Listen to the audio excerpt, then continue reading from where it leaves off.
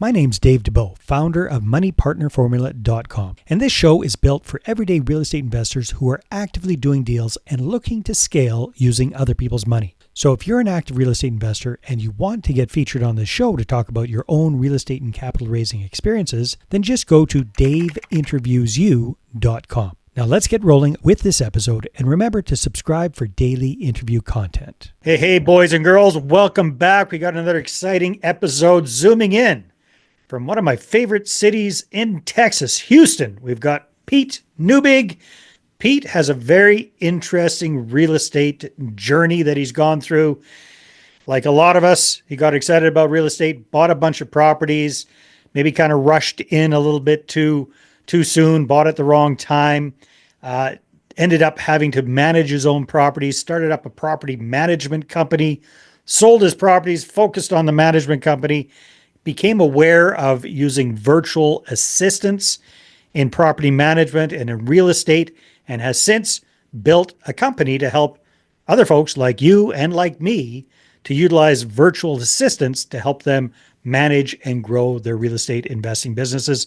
So we're going to talk with Pete about how to best utilize VAs in your real estate business. Pete, welcome to the show. Great to have you. Dave, appreciate you having me. Hey. Don't try to pretend you're a Canadian. Hardly anybody says that up here, but we get a lot of crap for it. Anyhow, Pete, so tell me, maybe unwrap that a little bit more. Like, how did you, I've been working with VAs for, 20 plus years now, yeah. Me at least for about 15 years. How did you first kind of stumble into that, and how were you using them initially, and how did that kind of transform over time? Yeah, that's a great question. So, I think the VA, we'll call them VAs, remote team members, international team members, but we'll call them virtual assistants for just so we're on the same word here. Yeah. A lot of people are starting to use them actually as early as like 2000, 2001 is, you start seeing them. And the original intent was like, hey, I have this checklist and I'm going to go ahead and send you this checklist, and you kind of do the checklist. Right. So it was very, very transactional. Here's the checklist. Just do the checklist. And the checklist was really low level, low enjoyment tasks, not really high level anything. Then it kind of morphed. But it was all crap that we didn't want to do, and we wanted to. That's right. Do that off to somebody else, right? That was the whole appeal of it, a VA. Exactly. But it was very, very like once they did the checklist, they didn't really know, they didn't have anything else to do. Yeah. Right. It was very, very like, here is exactly what I want you to do. And then it kind of morphed, in the like 2012, 13, it really took off. And we were one of the first companies to utilize them at a higher level. So what happened was we started using them where they owned a process. So, think about it. We managed, almost 1,000 single family homes. So we have a collections process, an eviction process, a lease renewal process. And, so you have all these different processes. And originally, you would have pieces of the process of the tasks that you would send to the virtual team member. And that's kind of the way it worked. And then we kind of revolutionized it a little bit and said, hey, why don't you just own the process? So instead of having all these handoffs, because when you have handoffs in your business, that's when things fall off the plate and things don't get done. And so now the remote team members own the whole process. By the way, by owning the whole process, it's easier to train and manage them as well. It's easier to create KPIs. It was just much easier. Mm-hmm. Now, fast forward to 2025, and we're actually seeing not only are our supervisors and managers being hired remotely. So like, for example, we had people at my property management firm that live in Mexico that supervised other people in Mexico. Well, today you're seeing people hire people in Mexico or Philippines or Costa Rica that are managing people in the US. You're seeing C-suiters. I actually, just in the last 3 months, we've had a CFO and a CPO. So a chief people officer and a chief financial officer get hired through our platform. So it has gone like a complete 180. And, there's the main reason is the economics. That's the main driver, right? I can hire a CFO in, let's call it Mexico, for, $40,000 a year, where that same person is $120,000 a year. And you're seeing a 3-to-1 transfer, just about a 3-to-1 ratio. So I can hire 3 people for every one person in the States. And that's not including, I got to pay employment tax. I got to do the whole due diligence of letting them go versus like as a Yeah. contractor, I can just tell them, hey, contract's over, so to speak. And so that Very was cool. the Let driver. let me stop you there, Pete, because lots, tons and tons of stuff there. So that CFO in Mexico costing one third of what way less than one third actually, because you're talking $120,000 salary plus benefits plus severance plus all that stuff that Correct. goes in hand with it. On the other hand, 40 grand to somebody in Mexico is an extremely high middle class salary that they and their family can live very, very well on down there because of the 100%. economics. Yeah, no, that Yep. okay. So what I hear is early days. It sounds like you've been working with VAs for a long, long time. I It have. started Yeah. off as just like data entry type jobs, the boring, no mind stuff. Right. It morphed. You morphed earlier than most of the rest of us, or all the rest of us, in some cases, I was an to early adopter on it for sure. yeah, for to getting VAs up to a level where they are actually taking over an entire process. So Correct. that just really made things a lot more efficient and transparent and easier to know where the breakdowns are and people not being able to blame other people for their mistakes kind of thing. So a lot more transparency there. And then now you're getting to the point where some of these VAs are or some of these remote workers are at such a high level that they can actually manage North American teams right from abroad. So it's Yep. kind of It's interesting how that's coming around. Yeah, I wouldn't say it happens all the time. I wouldn't No, say that's the standard, but we are seeing outliers and we are seeing that. But we are seeing now the standard is that they are a cog in your company and they actually are a high performing, necessary piece of the business. We're seeing that all yeah. over the place. They're Oh, for becoming sure. more and more valuable I couldn't more run and my more so. business without VAs. I don't That's right. have a single employee. Everybody that works for me is remote and in different countries. It's absolutely a game changer. So, Pete, you've got a ton of experience in the property management side of things. Is that what you kind of gear your company towards as property managers looking for VAs, or is it kind of real estate in general, or what's your niche? Yeah, so the niche is real estate, but there is a micro focus on property managers because that's just what I know. Yeah, Right. So, and so the question would be, what do you mean by that? Right. So yeah. for us, we have a VPM Academy. So we have about 45 courses and we do about 1 or 2 a month, new courses. They're free to take. Anybody can take them as long as you create a free profile. Where they're built for the real estate business owner, and mainly they're built for people looking to find work in the real estate industry. So we have Yeah, like so you've created a bunch of training materials to get that you you train started. your VAs up on, That's right. but your clients are welcome to use them as well. That's right. And some of the stuff is built just for the clients. Like we have a disc personality profile course.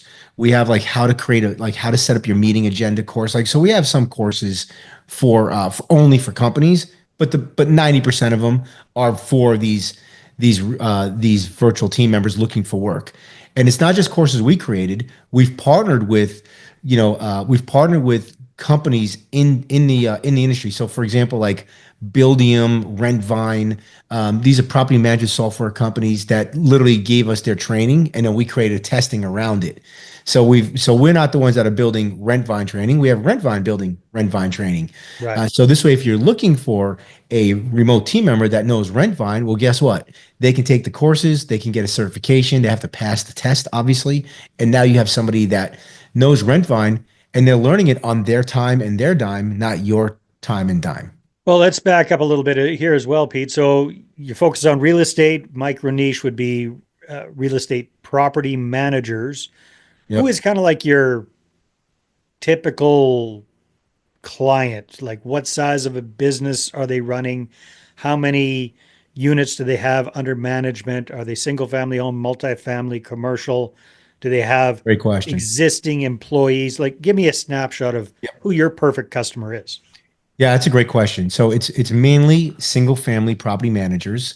Mhm. Interesting enough, Dave, I haven't really seen the adoption for virtual team members win the multifamily side of things. I'm seeing Mind-boggling. it on HOA now, and of course on short-term air, the short-term stuff. I'm seeing it. But for us, it's single-family property managers. It's the mom and pops. We do have some institutional companies that have lots of remote team members with us, but the majority of our jobs filled are with the mom and pops managing, let's call it anywhere from 100 to 500 units. Now, are they managing other people's units, or typically are these a lot of in-house mom and pop owners that are managing their own properties? What Yeah, mainly third-party management. third-party management? Mainly Okay. third-party Yeah. management. Yep. So they're managing for other folks. We do have some, we have some realtors, we have some investors that, just, have remote team members. But to be honest with you, like an investor with 10 units that self-manages, they're going to hire a part-time or one remote team member. Mhm. A company that has 200 to 500 units is going to hire, maybe 10 remote team members. So that those are the ones we go for, but we still have training for anybody who wants to use it as long as it's in the real estate industry. Right. So at what stage, and I mean, obviously you're going to say the best idea is to start with door number one, but at what stage does it really make sense for a property manager to hire virtual team members? Yeah, I think that once you're at around 70 units, Hmm. right? Single family units. I'm a single family guy, so I mean, if you have one building with 70 units, I don't think you need a virtual team member. You probably need an on-site manager unless you're the on-site manager. Yeah. But let's say single family, you got the windshield time. So that means you're driving around to do the make readies, to this, to that, the other thing. It's around in between 50 and 70. You're going to need somebody to answer that phone because you're going to be out in the car, let's say all day, and then you get home and now you start working at 5 o'clock. And then people are pissed because you're not returning their calls Mm. till the next Yeah. day. Yeah. So Yeah. we're finding that 50 to 70 is kind of the sweet spot to start. I'm really curious, Pete. I have no idea, and I was operating under the obviously false assumption that most single family home property managers, that was just kind of an offshoot of a general property management company that would really rather manage apartment buildings and Oh no. begrudgingly manages some single family homes, but they'd rather not. So give me an idea. How big is the industry specifically when it comes to single family home Yeah, man. It's management? so there is a national organization here in the US called the National Association of Residential Property Managers. It's a mouthful. It's called NARPM, NARPM. So if you say NARPM, we know that you have no idea and you're not part of the community. It's NARPM. NARPM. We all say NARPM. Okay. The last time I checked, I was on the board back in 18 and 19. I run their podcast. So I know all the board members. And last time I checked with them, we had over 6,000 members.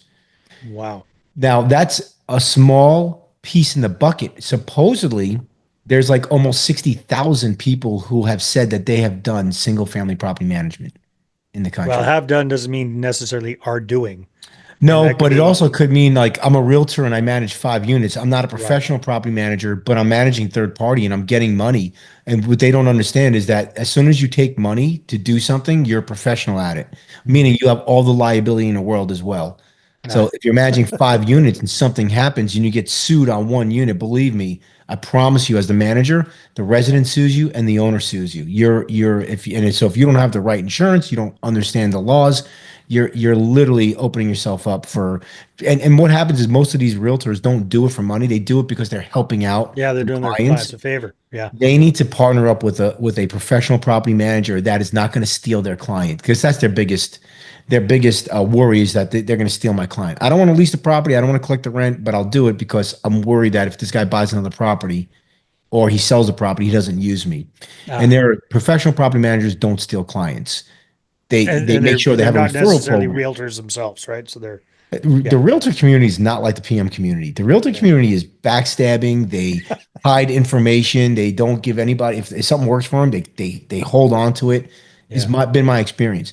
The property manager community, even PMs here in Houston, when I was just coming up, come to my office. I'll show you how to do it. It really Nice. is a different community because I think we just get our ass sorry, we get our butts kicked all the That's all time. right. And so we're a community that tries to take care of each other. And we also truly believe there's enough business out there for all of us to eat. So, Pete, outside of the property management community, what other kind of real estate people do you have using your VA services? So the next biggest one I would say would be like realtors. So appointment setters are really big. We get a lot of people that use appointment setters or marketing people. Like, hey, I need somebody to do my social, my SEO, just build, blogs and just kind of run my socials. We get a lot of that. And then we get a lot of transaction coordinators, right? I don't want to pay my transaction coordinator X dollars, and I need somebody to do my transaction coordination, Mm, but I also want them to do more stuff. So what they right. do is they hire an assistant to do transaction coordination, but they also do the CMAs, they do the CRM backlog. They're answering the phone calls. They're creating drip campaigns. So excuse me. Yeah. So I'd say that's probably the next biggest thing. I also have doctors' offices on there. So anybody who is listening to this that has anything that you don't need to be at the property or have a license, these guys can do it. Application specialists, like a lot of our investors, they're using it for appointment setters and for executive assistants to answer the phone and just do all of the grunt work. As the investor, you are the one that is creating relationships, getting money, right, funding, finding deals. Let your VA be the one that does all the back end work for you. So you're not Yeah. you're not doing the $10 an hour job. You're doing the $1,000 an hour job. Makes sense. Awesome, Pete. Time flies. So, if people would like to connect with you and find out more about your virtual services, where should they go? Yeah, so if you go to vpmsolutions.com, that's our website. There's no charge. So we have a do-it-yourself service. There's no charges. So you can find somebody, browse them, hire them, and you can pay them through the platform. The way we make money is the virtual team member pays us 10%. So we are the quote unquote middleman. So it's a free service. If you need some help, we have a white glove service that is free as well.